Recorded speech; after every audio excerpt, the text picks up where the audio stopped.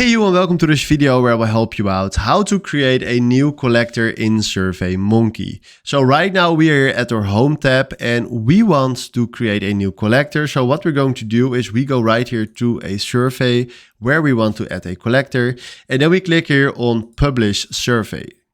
Then right now you will find right here that we already created 2 links. But if you want to create a new collector, we can click here on add new collector. And now you can decide which collector you want to create. So you can also click on build an audience, maybe for a website. Let's do the website right now.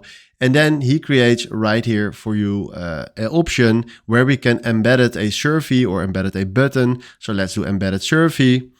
And then right now, if you can see, this is the link that we can put on our website.